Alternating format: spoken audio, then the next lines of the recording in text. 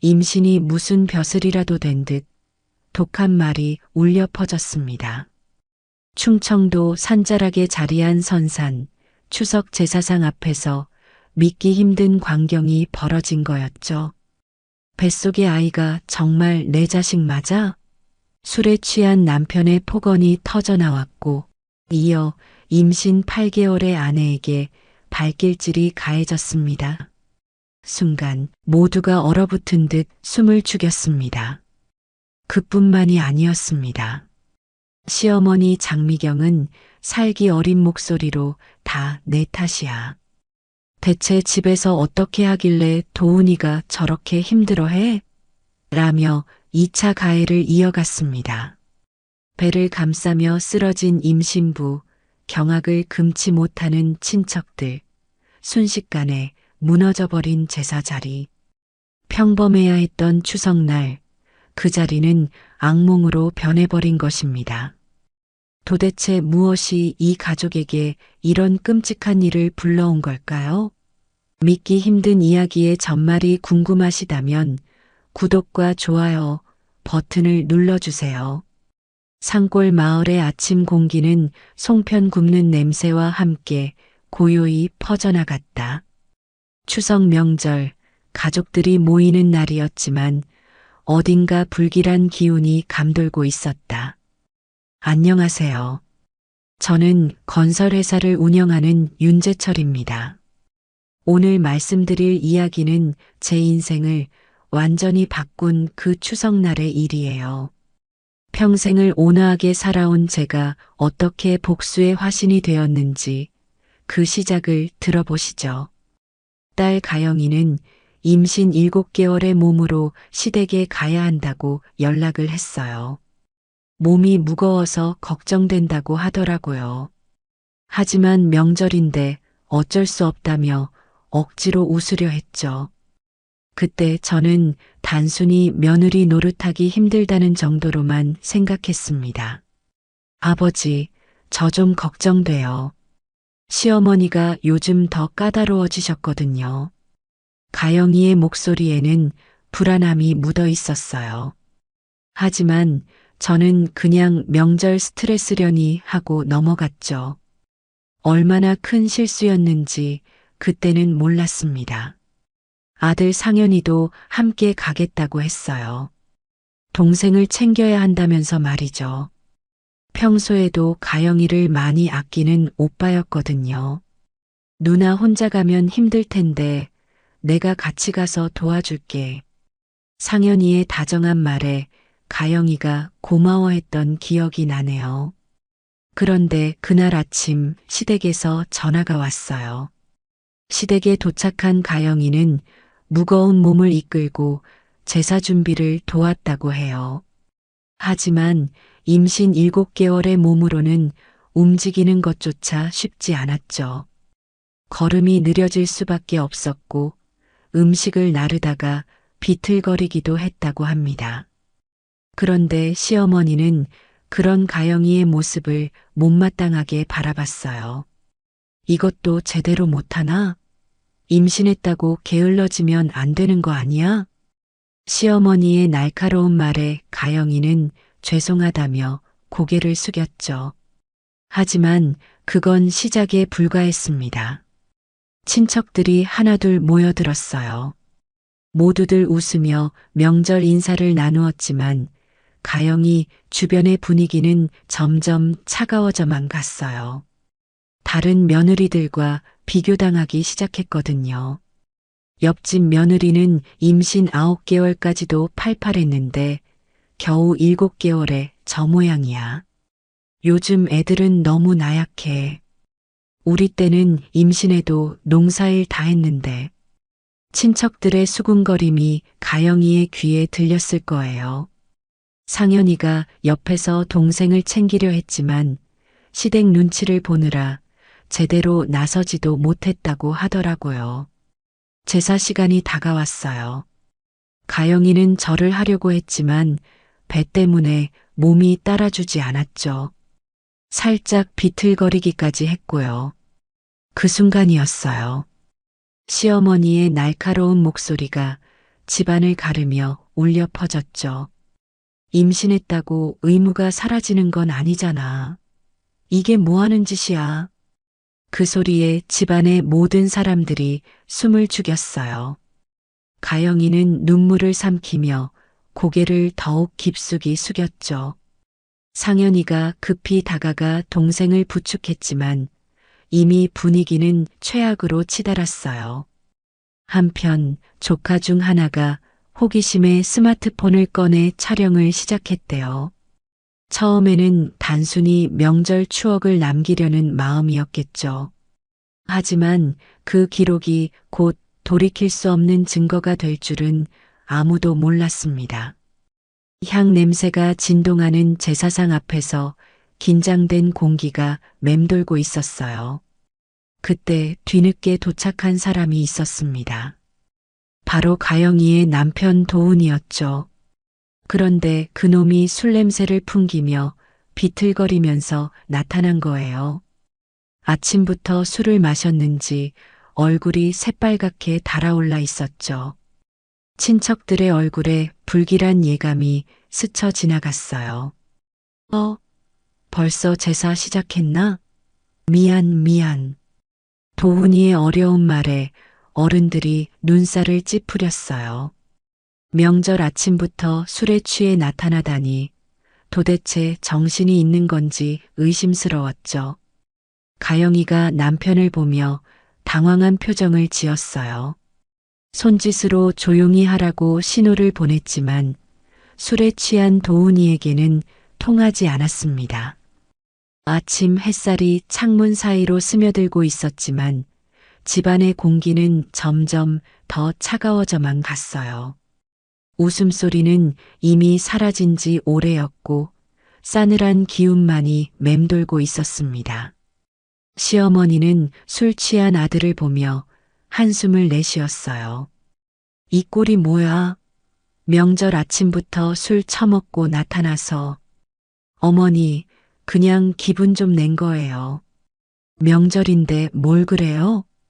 도훈이의 뻔뻔한 대답에 분위기는 더욱 악화되었어요. 친척들이 서로 눈치를 보기 시작했죠.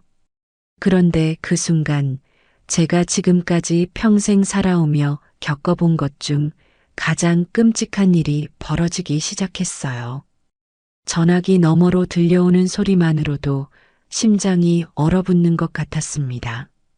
추석의 평온함은 이미 깨져버린 상태였어요. 가족의 화합이어야 할 명절이 악몽의 시작이 되고 있었죠. 하지만 이건 정말 시작에 불과했습니다. 그날의 명절은 우리 가족의 운명을 완전히 바꿔놓을 돌이킬 수 없는 균열의 시작이었어요. 아직도 그 순간을 생각하면 온몸에 소름이 돋습니다. 사위의 술 냄새와 함께 집안의 공기가 더욱 험악해졌어요. 제사상 앞에 선 도훈이가 갑자기 비웃음을 터뜨리기 시작했거든요. 하하, 이런 의례가 도대체 무슨 소용이야? 죽은 사람이 밥 먹나? 그 말에 집안의 모든 사람들이 경악했어요. 제사를 모독하는 발언이었으니까요. 어른들이 급히 만류했지만 도훈이는 귀를 기울이지 않았습니다. 상현이가 전화로 상황을 알려줄 때마다 제 가슴이 철렁했어요. 딸이 얼마나 무서웠을지 상상만 해도 견딜 수 없었죠. 누나가 남편한테 달래려고 하는데 목소리가 떨리고 있어요. 아버지, 이 상황이 심상치 않아요. 상현이의 목소리에도 불안이 가득했어요. 하지만 저는 아직 설마 했거든요. 아무리 그래도 임신한 아내에게 해를 가할 리는 없을 거라고 생각했습니다.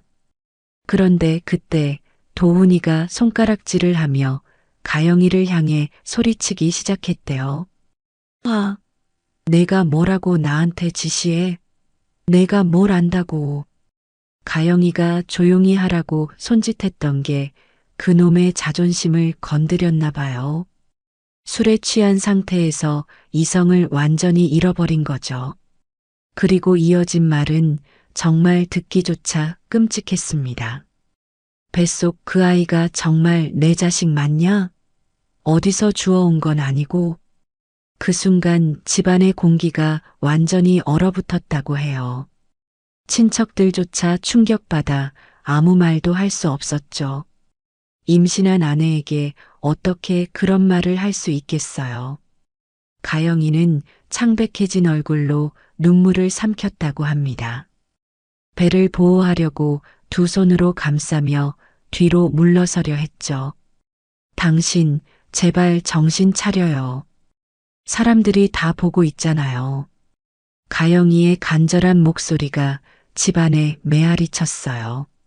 하지만 술에 취한 짐승은 이미 통제 불능 상태였습니다. 그때 정적이 무겁게 내려앉았어요. 제사상의 촛불만이 흔들리며 불길한 그림자를 만들고 있었죠. 그리고 그 다음 순간 제가 평생 잊을 수 없는 일이 벌어졌습니다. 도훈이가 갑자기 발을 들어 가영이를 향해 걷어찼어요. 임신 7개월의 배를 향해서 말이죠. 가영이는 배를 감싸며 바닥에 쓰러졌어요. 그 비명소리는 제사상까지 무너뜨릴 만큼 날카로웠다고 해요. 제기들이 바닥에 떨어지며 요란한 소리를 냈죠. 아, 배야, 내 아기. 딸의 절규가 전화기를 통해 들려올 때 저는 온몸의 피가 거꾸로 솟는 것을 느꼈어요. 건설 현장에서 수많은 위험한 상황을 겪어봤지만 이런 분노는 처음이었습니다. 상현이가 급히 달려가 동생을 부축했어요. 누나, 괜찮아? 어디 안 다쳤어? 오빠 배가 너무 아파. 가영이는 신음을 흘리며 배를 움켜쥐고 있었어요. 그런데 그 순간 시어머니가 한 말은 더욱 충격적이었습니다. 내가 문제야.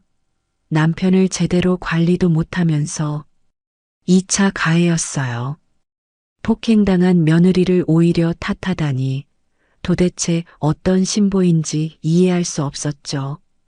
그 말에 주변 사람들이 더욱 충격에 빠졌어요. 아무리 그래도 임신부가 폭행당하는 것을 보고 그런 말을 하다니요.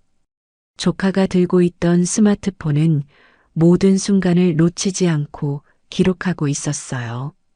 처음에는 단순한 장난으로 시작된 촬영이 이제는 결정적인 증거가 되어버린 거죠. 친척들은 모두 눈을 크게 뜨고 지켜봤지만 아무도 제대로 개입하지 못했어요. 갑작스러운 상황에 모두가 당황했거든요. 가영이는 배를 움켜쥔 채 계속 신음을 흘렸어요. 얼굴이 새하얗게 질린 채 식은땀을 흘리고 있었죠. 병원에 가야 해요. 상현이가 다급하게 소리쳤어요. 하지만 도훈이는 여전히 취한 상태로 비틀거리며 서 있을 뿐이었습니다. 뭘 호들갑을 떨어? 조금 건드린 건데. 그놈의 무책임한 말에 상현이의 얼굴이 붉어졌어요. 주먹을 불끈 쥐었지만 임신한 누나를 병원에 데려가는 게 더 급했죠. 결국 상현이가 가영이를 부축해 급히 병원으로 향했어요. 추석날 제사는 완전히 엉망이 되어버렸죠. 전화기 너머로 들려오는 소리만으로도 저는 분노로 온몸이 떨렸어요. 딸이 폭행당하는 걸 직접 보지 못한 게 오히려 다행일 정도였습니다. 아버지, 지금 응급실로 향하고 있어요. 누나가 많이 아파해요. 상현이의 다급한 목소리에 저는 즉시 병원으로 달려갔어요. 평생 이렇게 빨리 운전해 본 적이 없었죠. 병원 응급실에서 딸을 본 순간 저는 마음속에서 뭔가 완전히 바뀌는 걸 느꼈어요. 창백한 얼굴로 링거를 맡고 있는 가영이를 보니 평생 온화하게 살아온 제가 어떻게 변할 수 있는지 스스로도 놀랄 정도였습니다. 아버지, 미안해요. 제가 잘못해서 딸이 오히려 저에게 사과하는 걸 보고 있으니 가슴이 찢어질 것 같았어요. 누구의 잘못도 아닌데 자기 탓을 하고 있으니 말이죠. 의사 선생님이 다행히 아기는 무사하다고 했지만 딸의 정신적 충격은 심각했어요. 손을 계속 떨고 있었거든요. 그날 밤 저는 딸의 병실을 지키며 결심했어요. 이제는 더 이상 참을 수 없다고. 온화한 아버지는 그날로 끝이었습니다. 추석날의 제사는 비극의 현장으로 변해버렸어요. 하지만 진짜 비극은 이제 시작이었죠. 그놈들이 무엇을 건드렸는지 곧 알게 될 테니까요. 병원에서 나온 후 저는 집으로 돌아와 혼자 앉아 있었어요. 평생 누구도 원망하며 살지 않았던 제가 이렇게 분노로 가득 찰 줄은 몰랐습니다. 상현이가 조카한테서 영상을 받아왔어요. 처음에는 보기 싫었지만 증거로 남겨야 한다는 상현이의 말에 마음을 먹고 확인했죠. 화면 속에서 펼쳐지는 장면을 보는 순간 저는 침묵 속에서 눈빛이 차갑게 굳어가는 걸 느꼈어요. 제 딸이 배를 움켜쥐고 쓰러지는 모습, 그리고 그 뒤에 이어진 시어머니의 막말까지. 평생 온화하던 제 얼굴이 분노로 물들어갔어요. 건설업 30년을 하면서 웬만한 일에는 동요하지 않았는데 이건 차원이 달랐습니다. 이제부터는 내가 나선다. 혼잣말로 중얼거린 그 말이 제 운명을 바꾼 시작이었어요. 더 이상 당하고만 있을 수는 없었거든요. 곧바로 오랜 친구이자 동업자인 문호를 불러들였어요. 30년 넘게 함께 일해온 동반자였죠. 제철아, 무슨 일이야? 이런 밤에 급히 부르고. 문호가 도착했을 때 제 표정을 보고는 심상치 않다는 걸 직감했어요. 문호야, 최 씨 집안에 대해 조사해줘. 뭐라고 사는지, 약점이 뭔지 전부 다. 최 씨 집안? 내 사위네 말이야? 무슨 일 있었어? 저는 영상을 보여주며 상황을 설명했어요. 문호의 얼굴도 점점 굳어지더라고요. 이런 미친놈들이. 알겠어. 내일까지 다 파악해 줄게. 문호는 건설업계뿐만 아니라 여러 분야의 인맥이 넓은 사람이었어요. 하룻밤 만에 최 씨 집안의 모든 걸 낱낱이 파헤쳤죠. 다음 날 아침 문호가 가져온 자료를 보며 저는 차분히 계획을 세웠어요. 건설사 운영하고 있고 여러 군데 하청받아서 하고 있네. 그런데 대부분이 우리랑 연관된 업체들이야. 은행 대출은 꽤 많아. 여기저기서 돈 빌려서 사업 확장하려고 했나 봐. 만기도 얼마 안 남았고. 저는 고개를 끄덕였어요. 이미 마음속으로는 계획이 서고 있었거든요. 첫 단계는 건설사의 주요 계약을 해지하는 일이었어요. 30년간 쌓아온 인맥과 영향력을 동원할 때가 온 거죠. 김 사장님, 최 씨 건설과 계약된 거 있죠? 그거 해지해 주세요. 갑자기 왜요? 무슨 문제라도. 자세한 사정은 말씀드릴 수 없지만 저에게 큰 잘못을 했습니다. 30년 인연 생각해서 부탁드려요. 업계에서 제가 어떤 사람인지 아는 분들은 별다른 질문 없이 들어주셨어요. 하나둘 계약이 끊기기 시작했죠. 동시에 은행 쪽에도 압력을 가했어요. 지점장님, 최 씨 건설 대출건 어떻게 되고 있나요? 그 업체요? 만기 연장 신청이 들어와 있는데 그 업체는 신용도에 문제가 있을 것 같은데요. 신중하게 검토해 보시는 게 좋을 것 같습니다. 은행에서도 제 말을 무시할 수 없었어요. 여러 은행과 오랜 거래 관계를 맺고 있었거든요. 대출 만기가 앞당겨졌죠. 그 다음은 도훈이의 취업 문제였어요. 어디에 취업하려고 하는지 알아본 후 해당 업체에 미리 연락을 넣었죠. 사장님, 최도훈이라는 사람 혹시 면접 보러 오나요? 그 사람은 채용하지 마세요. 임신부 폭행범입니다. 영상까지 같이 보내드리니 어떤 회사도 그놈을 채용하려 하지 않았어요. 모든 변화가 단 며칠 사이에 벌어졌어요. 최 씨 집안은 갑자기 무슨 일인지도 모른 채 사업이 휘청거리기 시작했죠. 문호야, 이건 시작일 뿐이야. 진짜는 이제부터다. 저는 냉정하게 말했어요. 30년간 쌓아온 인맥과 영향력이 얼마나 무서운 것인지 보여줄 때가 온 거죠. 그런데 그때 조카가 촬영한 영상이 온라인에 올라가기 시작했어요. 가영이를 걱정하는 친척이 의도적으로 퍼뜨린 거였죠. 추석날 임신부 폭행 영상이라는 제목으로 인터넷 커뮤니티와 SNS에 빠르게 퍼져나갔어요. 영상을 본 사람들의 반응은 폭발적이었어요. 이게 사람이야? 어떻게 임신부를 발로 차? 시어머니도 미쳤네. 저런 말을 어떻게 해? 이런 놈은 감옥에 넣어야지. 분노의 댓글들이 폭풍처럼 몰아쳤어요. 조회수가 순식간에 수십만을 넘어섰죠. 저는 여론의 힘을 확인하며 다음 단계를 준비했어요. 이제 경제적 압박뿐만 아니라 사회적 매장까지 동시에 진행되는 거였습니다. 제철아, 이거 완전히 난리 났는데? 전국적으로 퍼지고 있어. 문호가 휴대폰을 보여주며 말했어요. 각종 뉴스 사이트에서도 사건을 다루기 시작했거든요. 좋아. 이제 전 국민이 그놈들이 뭘 했는지 알게 됐네. 저는 만족스러운 표정을 지었어요. 복수는 단순히 경제적 타격을 주는 게 아니라 사회 전체가 심판하는 것이어야 했거든요. 최 씨 집안은 이미 도망갈 곳이 없어졌어요. 경제적으로는 파탄이 나고 사회적으로는 손가락질 받는 상황이 된 거죠.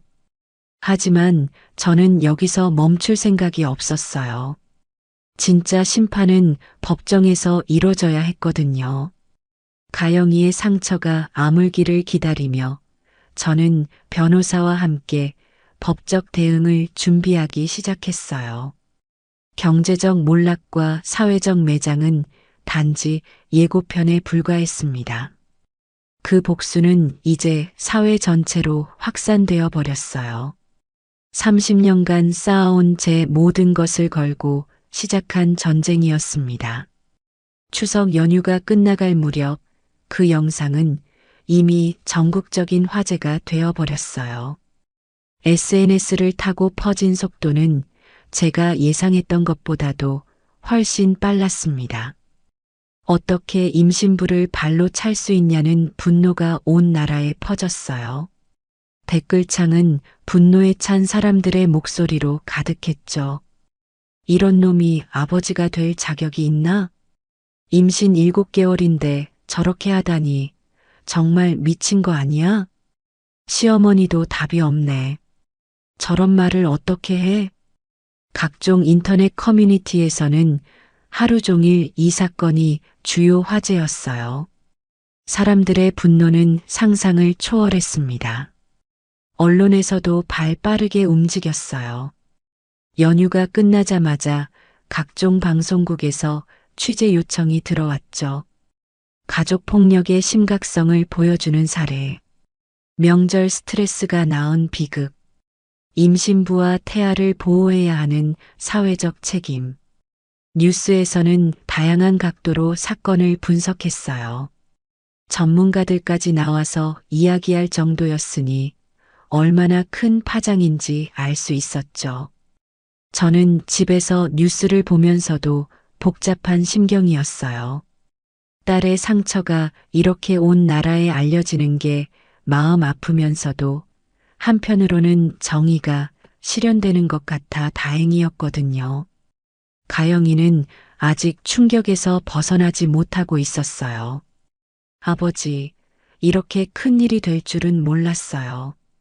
사람들이 다 알게 돼서 창피해요. 무슨 창피해? 잘못한 건 너가 아니야. 오히려 많은 사람들이 내 편에 서 있어. 딸을 위로하면서도 저는 속으로 더 큰 그림을 그리고 있었어요. 여론이 이렇게 들끓는 상황에서 법적 대응을 하면 더욱 효과적일 테니까요. 한편 최 씨 집안은 완전히 패닉 상태가 되었다고 들었어요. 시어머니가 집 밖으로 나가지도 못하고 있다더라고요. 이웃들의 차가운 시선을 감당할 수 없었던 거죠. 길을 걷다가 들려오는 수군거림과 손가락질이 견딜 수 없을 정도였다고 해요. 저 집이 그 집이래. 임신부 때린 집 말이지? 정말 너무하네. 아이 낳으면 어떻게 키우려고 저래? 동네에서 발붙이고 살기 어려울 정도로 분위기가 악화되었어요. 최 씨가 운영하던 건설사는 더욱 심각한 상황이 되었죠. 제가 미리 손을 써놓은 것도 있지만 여름까지 나빠지니까 아예 거래를 중단하겠다는 업체들이 속출했어요. 저런 사람들과는 일할 수 없습니다. 회사 이미지에 악영향을 줄 수 있어요. 협력 업체들이 하나둘 거래 중단을 통보해 왔어요. 사회적 신뢰가 완전히 무너진 거죠. 은행에서도 마찬가지였어요. 대출 연장은커녕 조기 회수를 요구하기 시작했어요. 신용도에 문제가 생겼습니다. 대출금을 조기에 상환해 주시기 바랍니다. 최 씨 집안의 경제적 기반이 하루아침에 무너져 내렸어요. 도훈이는 더욱 심각했어요. 어디에 이력서를 내도 면접조차 허락되지 않았거든요. 죄송합니다. 이미 채용이 마감되었습니다. 다른 적합한 인재가 있어서요. 실제로는 그 영상 때문에 아무도 채용하려 하지 않았어요.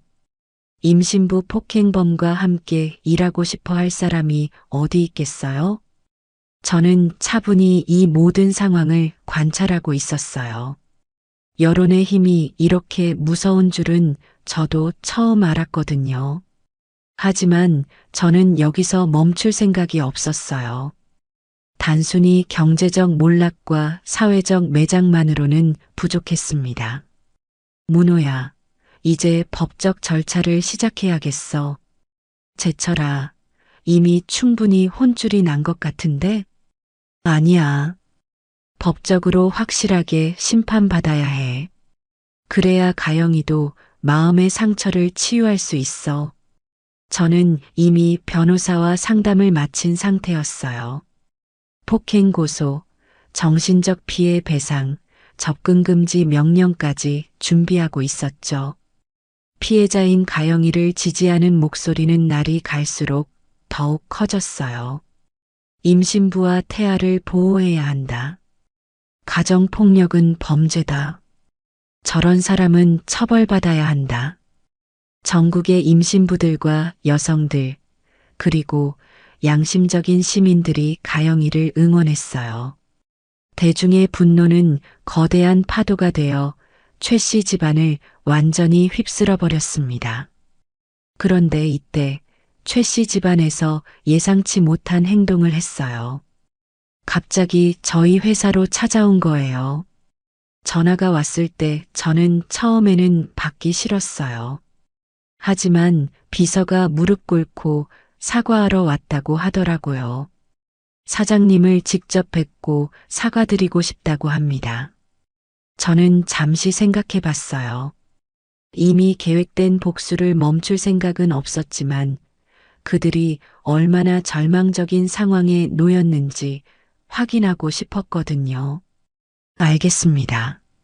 들어오라고 하세요. 사장실 문이 열리며 들어온 최 씨 부부의 모습을 보는 순간 저는 복수가 얼마나 달콤한 것인지 깨달았어요. 하지만 동시에 이건 아직 끝이 아니라는 것도 확신했습니다. 추석의 명절은 더 이상 가족의 화합이 아니라 사회적 심판의 장이 되어버렸어요.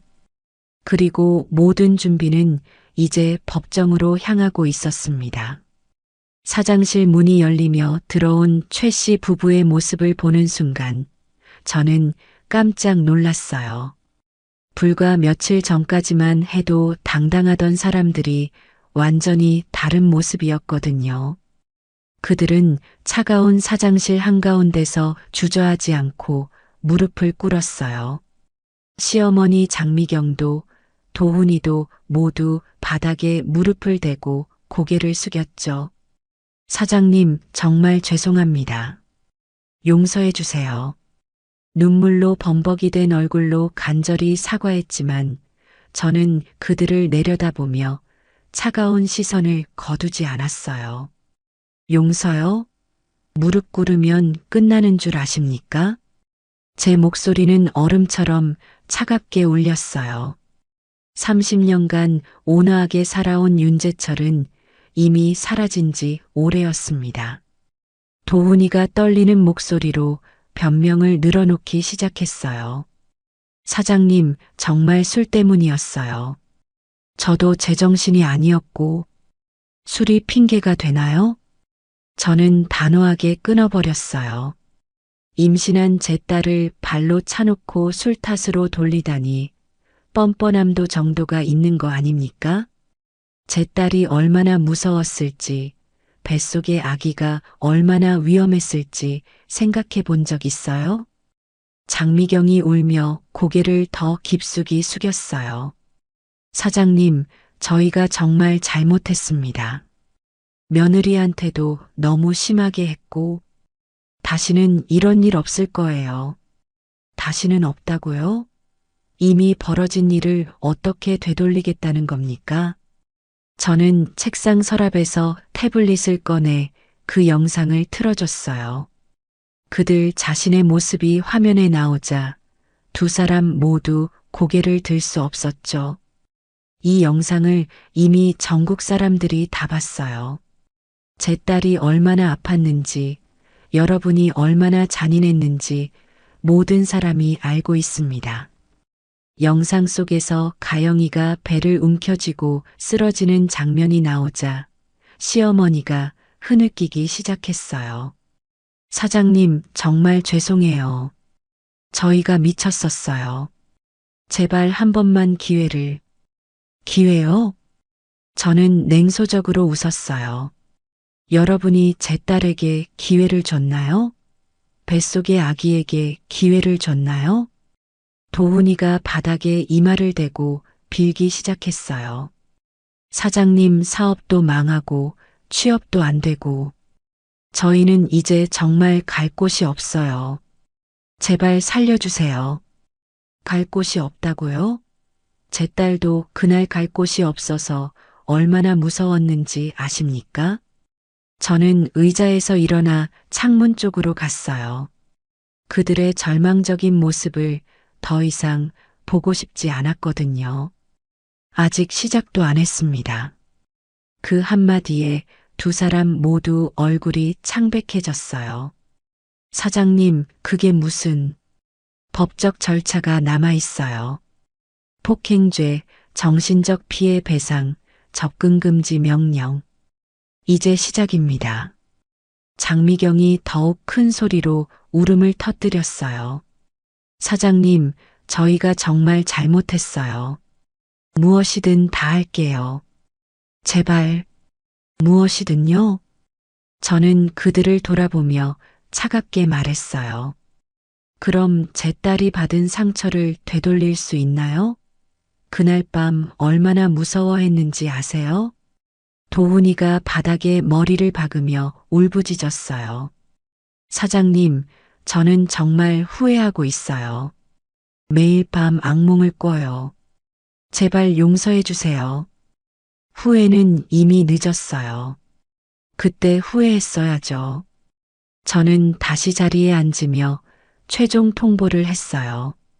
오늘부터 일주일 후에 고소장을 접수할 예정입니다. 변호사 선임하시고 법정에서 만납시다. 두 사람은 절망적인 표정으로 서로를 바라봤어요. 마지막 희망마저 사라진 거죠. 사장님, 나가세요. 저는 더 이상 들을 말이 없었어요. 그들이 사장실을 떠나는 뒷모습을 창문 너머로 바라보며 저는 마음을 더욱 굳혔습니다. 무릎 꿇고 사과한다고 해서 용서받을 수 있는 일이 아니에요. 제 딸이 받은 상처는 그런 식으로 치유되는 게 아니거든요. 그날 오후 가영이가 병원에서 퇴원했어요. 몸은 많이 나아졌지만 정신적 충격은 여전했죠. 아버지, 그 사람들이 찾아왔다면서요? 응, 무릎 꿇고 사과하더라. 그럼 이제 끝인가요? 딸의 순진한 질문에 저는 고개를 저었어요. 아니야. 이제 진짜 시작이다. 법정에서 제대로 심판받아야 해. 가영이는 걱정스러운 표정을 지었어요. 아버지가 너무 무서워 보여요. 예전에 다정한 아버지가 아닌 것 같아서 저는 딸의 손을 잡으며 말했어요. 가영아, 아버지가 널 지키지 못해서 이런 일이 생긴 거야. 이제는 누구도 널 건드릴 수 없게 만들 거다. 그 밤 저는 변호사와 최종 상담을 마쳤어요. 폭행죄는 확실하고 정신적 피해에 대한 배상도 충분히 받아낼 수 있다고 했습니다. 윤 사장님, 영상 증거도 명확하고 목격자도 많으니까 승소는 확실해요. 배상금은 얼마나 받을 수 있을까요? 정신적 피해와 치료비, 위자료까지 합치면 상당한 금액이 될 겁니다. 저는 만족스럽게 고개를 끄덕였어요. 돈이 중요한 게 아니라 그들이 법적으로도 확실하게 심판받는 게 중요했거든요. 복수의 불길은 이제 법정으로 옮겨질 차례였어요.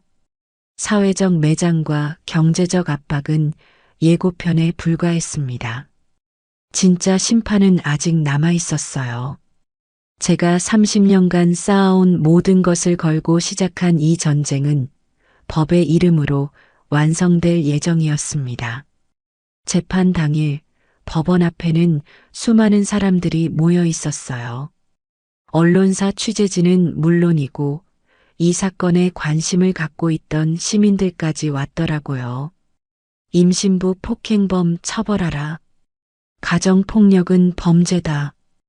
법원 앞에서 들려오는 구호 소리를 들으며 저는 복잡한 심경이었어요. 이렇게 많은 사람들이 딸을 응원해 주는 것은 고마웠지만 동시에 딸의 상처가 이렇게 공개되는 것도 마음 아팠거든요. 재판정 안은 방청객들로 가득 찼어요. 전국적인 관심을 받고 있는 사건이다 보니 자리가 모자랄 정도였죠. 가영이는 제 옆에 앉아서 긴장한 표정을 짓고 있었어요. 아버지, 떨려요. 그 사람들 얼굴을 다시 봐야 한다니. 괜찮다. 아버지가 옆에 있잖아. 이제 마지막이야. 저는 딸의 손을 꽉 잡아주며 위로했어요. 피고석에 앉은 도훈이와 장미경의 모습은 처참했어요. 며칠 전에 사장실에서 봤을 때보다도 더 초라해 보였죠. 판사가 입정하고 재판이 시작되었어요. 피고인 최도훈은 지난 추석날 임신 7개월인 처제를 폭행한 혐의를 받고 있습니다. 검사가 일어나 첫 증거를 제시했어요. 먼저 사건 당시 촬영된 영상을 보시겠습니다. 대형 스크린에 그날의 충격적인 장면이 재생되기 시작했어요. 가영이가 배를 움켜쥐고 쓰러지는 모습이 나오자 방청석에서 탄식 소리가 터져 나왔습니다. 어떻게 저런 일이. 정말 끔찍하네. 영상을 보던 가영이가 고개를 돌려버렸어요. 아직도 그 순간이 트라우마로 남아 있었거든요. 검사는 차근차근 증거를 제시했어요. 의료진의 진단서에 따르면 피해자는 극심한 정신적 충격을 받았고 태아에게도 위험한 상황이었습니다. 의사의 진단서가 낭독되자 방청석이 더욱 술렁였어요.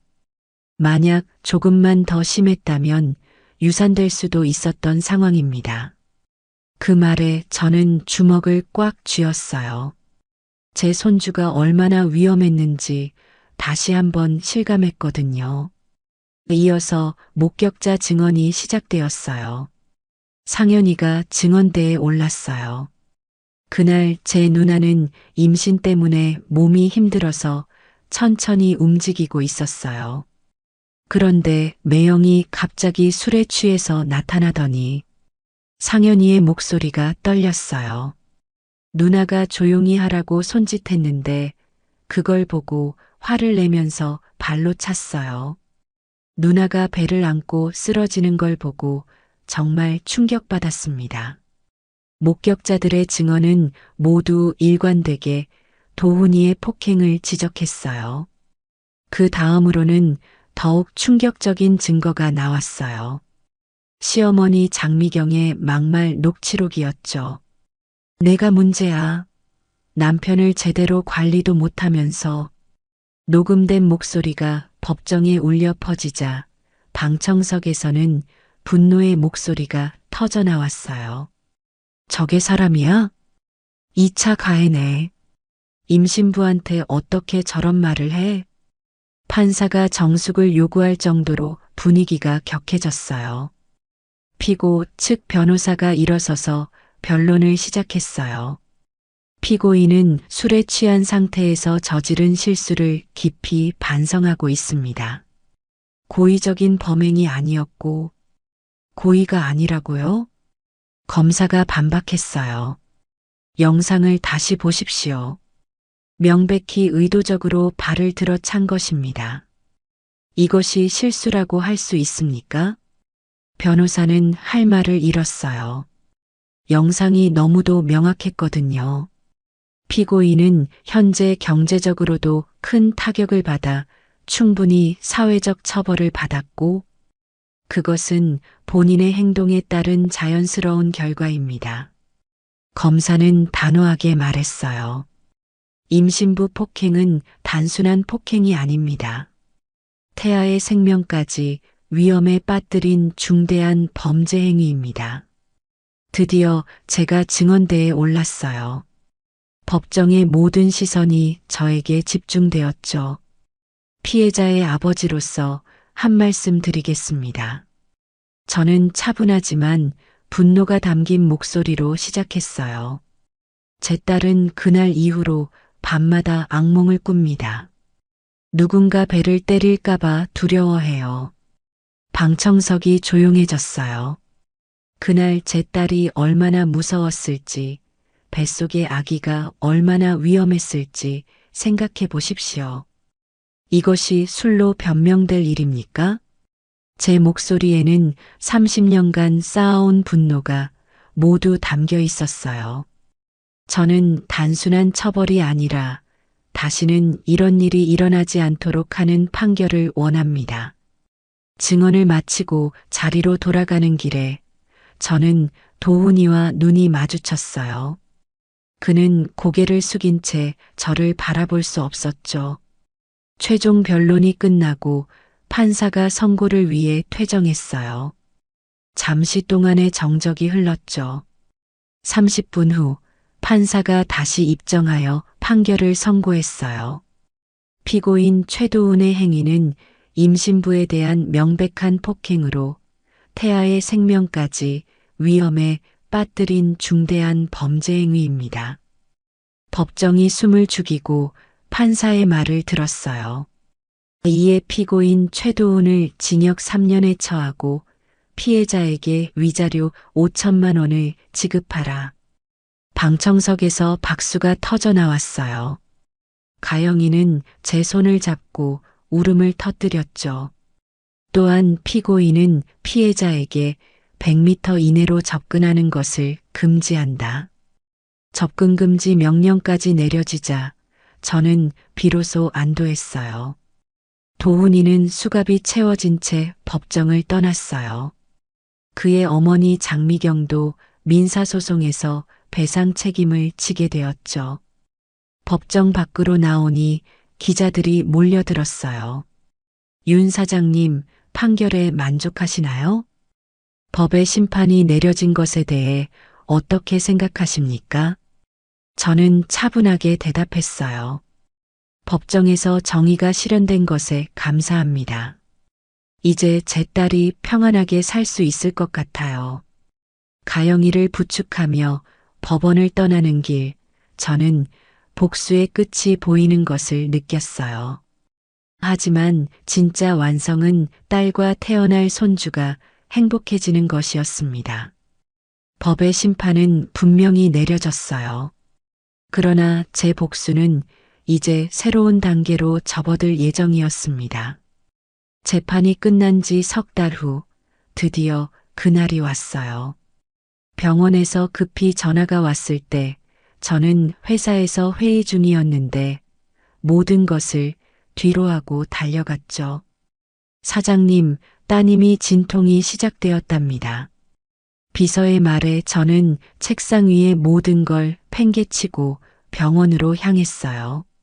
30년 사업을 해오면서 이렇게 급하게 일을 중단한 적은 없었는데 손주가 태어난다니 마음이 설렜거든요. 병원 분만실 앞에서 저와 상현이가 초조하게 기다리고 있을 때 안에서 들려오는 소리에 가슴이 쿵쿵 뛰었어요. 힘내세요. 거의 다 나왔어요. 간호사의 격려 소리가 들렸죠. 그리고 마침내 그 순간이 왔어요. 분만실에서 들린 첫 울음소리 말이에요. 왕! 그 소리를 듣는 순간 저는 눈시울이 뜨거워지는 걸 느꼈어요. 추석날의 분노, 복수의 시간들을 지나 드디어 새 생명이 태어난 거였죠. 의사 선생님이 분만실 문을 열고 나오셨어요. 축하드립니다. 건강한 여자아이예요. 그 말에 상현이와 제가 서로 부둥켜 안고 기뻐했어요. 누나가 정말 고생했네요. 그래도 아기가 건강하게 태어나서 다행이에요. 상현이의 목소리도 감격에 떨리고 있었어요. 잠시 후 간호사가 아기를 안고 나와 제게 보여줬어요. 작고 빨간 얼굴에 눈을 꼭 감고 있는 아기를 보는 순간 저는 말로 설명할 수 없는 감정에 휩싸였어요. 할아버지, 안아보실래요? 간호사의 말에 저는 조심스럽게 아기를 안았어요. 이렇게 작고 소중한 생명이 제 팔 안에 있다니. 소은이야, 할아버지다. 이제 할아버지가 널 지켜줄게.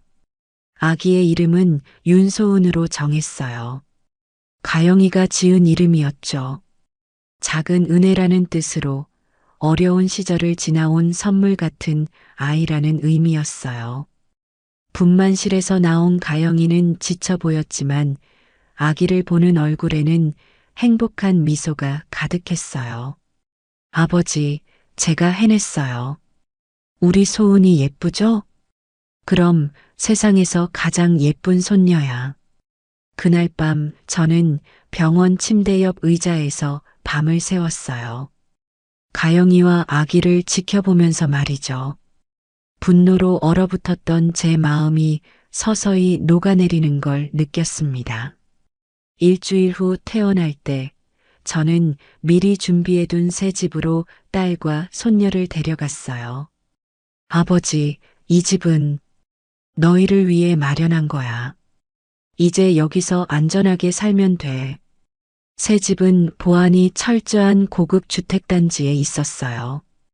24시간 경비가 서고 있고 CCTV도 완비되어 있었죠. 다시는 누구도 제 딸과 손녀에게 해를 끼칠 수 없도록 한 겁니다. 집안은 신생아를 위한 모든 것이 갖춰져 있었어요. 아기 침실, 수유실, 놀이방까지. 손녀가 행복하게 자랄 수 있는 모든 환경을 준비했죠. 아버지가 너무 많이 해주시는 것 같아서 죄송해요. 가영이가 미안해했지만 저는 전혀 그렇게 생각하지 않았어요. 뭘 미안해해? 이건 당연한 거야. 할아버지로서 당연히 해야 할 일이지. 소은이가 태어난 후 저는 완전히 다른 사람이 되었어요. 아침마다 손녀의 얼굴을 보면서 하루를 시작하는 게 일상이 되었거든요. 소은아, 할아버지다. 오늘도 예쁘구나. 아기는 아직 말을 못하지만 제 목소리를 들으면 방긋방긋 웃어줬어요. 그 미소 하나에 제 마음은 완전히 녹아내렸습니다. 회사 직원들도 변화를 느꼈어요. 사장님이 요즘 많이 부드러워지셨네요. 손녀 자랑하실 때 정말 행복해 보이세요. 사실 저도 스스로 놀랐어요. 그렇게 분노에 차 있던 제가 이렇게 온화해질 수 있다니 말이에요. 가영이도 점점 밝아지기 시작했어요. 처음에는 산후 우울증과 트라우마 때문에 힘들어했지만 소은이를 키우면서 서서히 회복되고 있었죠. 아버지, 소은이가 저를 살게 해주는 것 같아요. 이 아이 때문에 힘을 낼 수 있어요. 딸의 말을 듣고 저는 정말 다행이라고 생각했어요. 새로운 생명이 우리 가족 모두에게 희망을 주고 있었거든요. 한편 최 씨 집안은 완전히 몰락한 상태였어요. 도훈이는 교도소에 있고 장미경과 시아버지는 지방으로 이사를 가서 숨어 살고 있다고 들었어요. 하지만 저는 더 이상 그들에 대해 신경 쓰지 않았어요. 분노 대신 사랑이, 복수 대신 보호가 제 마음을 차지했거든요. 소은이가 생후 3개월이 되던 날, 저는 손녀를 안고 동네 공원을 산책했어요. 할아버지가 세상에서 가장 지켜주고 싶은 사람이 누군지 알아? 바로 너야, 소은아. 아기는 제 얼굴을 물끄러미 바라보며 옹알이를 했어요. 마치 알아듣는 것처럼 말이에요. 그때 저는 깨달았어요. 진짜 승리는 복수를 완성하는 게 아니라 소중한 사람들을 지키고 행복하게 만드는 거라는 것을 말이에요. 분노로 시작된 긴 여행이 사랑으로 끝나가고 있었어요. 추석날의 상처는 새로운 희망의 탄생으로 이어졌고 저의 마음은 복수에서 보호로 완전히 바뀌었습니다. 작은 생명 하나가 우리 가족 전체를 다시 묶어주었어요. 그리고 저는 이제 진정한 할아버지로 거듭났습니다. 소은이가 돌을 맞던 날 저는 인생에서 가장 행복한 순간을 맞이했어요. 작은 손녀가 비틀거리며 제게로 걸어오는 모습을 보면서 저는 진짜 승리가 무엇인지 깨달았습니다. 할아버지, 할아버지. 소은이가 처음으로 명확하게 부른 말이 바로 할아버지였어요. 그 순간 저는 세상을 다 가진 기분이었죠. 가영이는 육아휴직을 마치고 새로운 직장에 복귀했어요. 건전한 직장 동료들과 인연을 맺으면서 서서히 더 밝아지고 있었습니다. 아버지, 회사 사람들이 모두 좋아요. 소은이 이야기만 해도 다들 좋아하고 딸의 밝은 얼굴을 보면서 저는 정말 다행이라고 생각했어요. 그 힘든 시간을 지나 이렇게 새로운 삶을 시작할 수 있어서 말이에요. 어느 날 저는 문호와 함께 커피를 마시며 지난 일들을 돌아봤어요. 제철아, 정말 많이 변했다. 예전에 그렇게 분노에 차 있던 내가 이렇게 온화해지다니. 그때는 정말 미쳤었나 봐. 지금 생각해보면 나도 놀라워. 하지만 결과는 좋잖아. 딸도 행복하고 손녀도 건강하고. 문호의 말이 맞았어요. 분노로 시작된 복수였지만 결국 가족의 행복으로 끝나게 되었으니까요. 한편 최 씨 집안의 소식도 가끔 들려왔어요. 도훈이는 교도소에서 모범수로 지내고 있다고 하더라고요. 출소까지는 아직 2년이 더 남아 있었죠. 최 씨 부부는 지방 소도시로 이주해서 작은 가게를 운영하며 조용히 살고 있다고 했어요.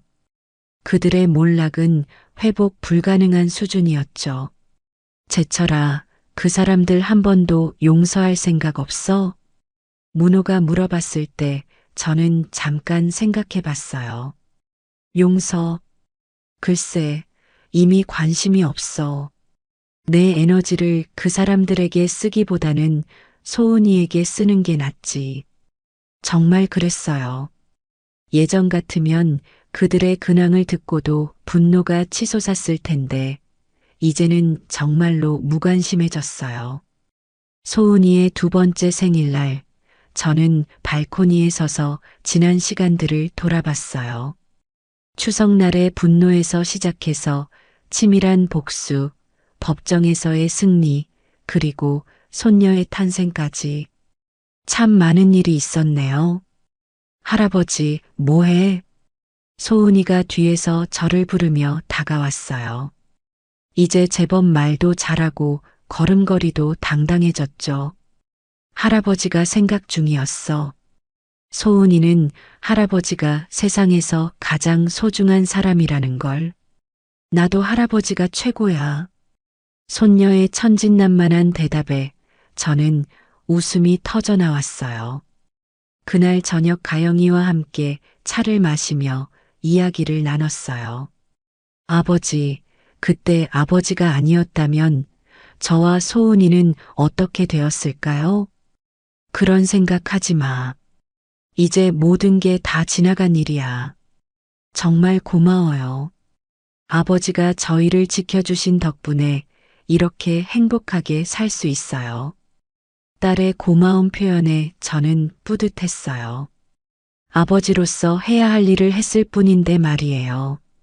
소은이는 이제 유치원에 다니면서 많은 친구들을 사귀었어요. 밝고 건강하게 자라는 모습을 보면서 저는 매일이 감사했습니다. 할아버지, 오늘 유치원에서 그림 그렸어. 소은이가 보여준 그림에는 할아버지와 엄마 그리고 자신이 손을 잡고 있는 모습이 그려져 있었어요. 우리 가족이야. 할아버지가 가장 크게 그렸지? 그럼 할아버지가 우리를 지켜주니까 가장 크게 그린 거야. 손녀의 순수한 말에 저는 또 한 번 감동했어요. 어느 날 회사에서 직원들이 모인 자리에서 누군가 물어봤어요. 사장님, 인생에서 가장 큰 성취가 뭐라고 생각하세요?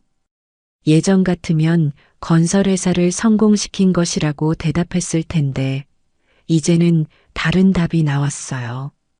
딸과 손녀를 지켜낸 것이죠. 그리고 손녀가 행복하게 웃는 모습을 매일 볼 수 있는 것.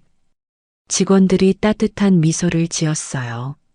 모두들 제가 얼마나 손녀를 사랑하는지 알고 있었거든요. 이웃들도 저를 자상한 할아버지라고 불렀어요. 매일 아침 소은이를 유치원에 데려다 주고 오후에는 공원에서 함께 놀아주는 모습이 동네에서 유명했거든요. 윤 사장님, 정말 손녀 바보시네요. 맞아요. 손녀 앞에서는 완전히 무력해져요. 그렇게 3년이 흘렀어요. 소은이는 이제 초등학교에 입학할 나이가 되었고, 저는 완전히 다른 사람이 되어 있었습니다. 복수는 이미 완성되었어요. 하지만 진짜 승리는 복수의 완성이 아니라 새로운 행복의 시작이었던 거죠. 과거의 상처는 사랑으로 승화되었고, 분노는 보호 본능으로 바뀌었어요. 새 세대가 함께하는 평화로운 우리 가족의 모습이 완성되었습니다. 추석날의 비극은 결국 더 큰 사랑의 빛으로 마무리되었어요. 손녀의 웃음소리가 집안을 가득 채우는 지금, 저는 확신할 수 있습니다. 이것이야말로 진정한 완전한 승리였어요. 복수가 아니라 사랑으로 이뤄낸 승리 말입니다. 시련의 끝에서 피어난 희망처럼 가족의 사랑은 더욱 단단하게 빛나고 있었습니다. 윤재철 씨는 손녀를 품에 안으며 마음속으로 다짐했습니다. 정의는 반드시 온다. 그 확신과 함께 한 가족의 새로운 이야기는 계속 이어지고 있었습니다. 여러분은 이 사연을 어디에서 보고 계신가요? 댓글로 남겨주시면 감사한 마음으로 인사드리겠습니다. 지금까지 가족사연 이야기였습니다. 시청해주셔서 감사합니다.